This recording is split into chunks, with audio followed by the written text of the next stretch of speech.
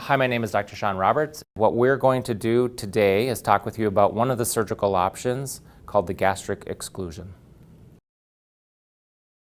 So if you've been watching the video series, you may have heard about some of the other operations that we do, the fundoplication, the TIF, the links, different surgeries that are available. Part of the comprehensive reflux evaluation is looking at all your information and deciding what operation is going to work best for you. And this is one of the surgeries that people often end up choosing along with their surgeon, depending upon some of the factors that come up in their workup. We discovered that this is a good reflux operation a little bit by accident because we are also a bariatric or weight loss center. And so we do a lot of gastric exclusions. Of course, in that setting, we call that a gastric bypass. And that's one of the operations that's done for weight loss. But what we discovered over the years is that oftentimes as we were seeing people in the clinic in follow-up after their weight loss surgery, we realized in discussing things with them that we were curing a lot of reflux along the way. Also, as we'd done operations such as fundoplication, the Nissen or the toupee, and people needing revisions, sometimes the revision ultimately ended up as a gastric bypass as a therapy. And so we started using it as a revision operation as well. This has become more of a standard operation now for people who have an elevated BMI. And what we learned over the years also is that some people are not a good candidate for a TIF or a fundoplication or a LINX because of their BMI. Typically a cutoff for that is a BMI more than 30, but it typically also depends a little bit on your body distribution.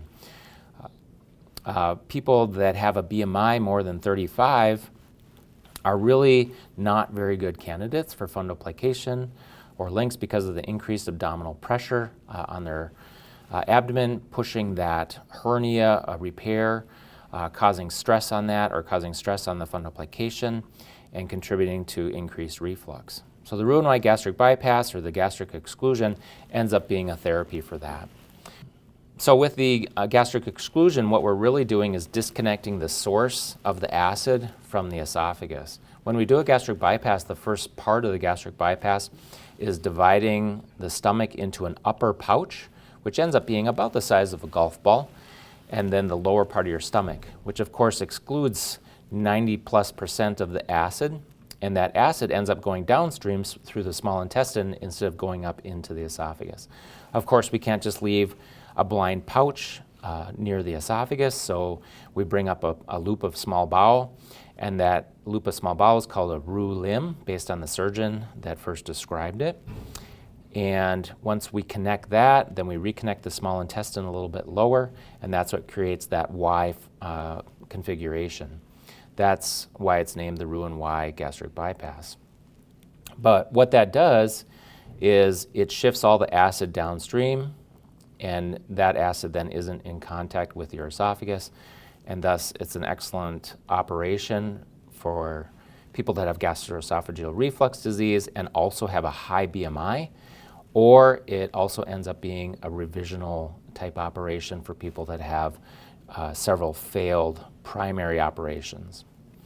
The nice thing about this is oftentimes people that have an elevated BMI also have numerous medical comorbidities, and comorbidities are disease processes that go along with being overweight, such as type 2 diabetes, high cholesterol, and hypertension. So sometimes it's the best solution for people that have elevated BMI and multiple comorbidities along with gastroesophageal reflux disease. So this is part of why we go through this comprehensive reflux evaluation, because everybody's a little bit different, and what we're trying to do is tailor the operation to what is best for you overall. Some of the challenges or things that we have to think about after this surgery are vitamin and mineral supplementation. There's some education that goes along with it because obviously you have to eat a little bit differently, and so we go through that educational process as well. Thank you for watching. I hope you found this information helpful.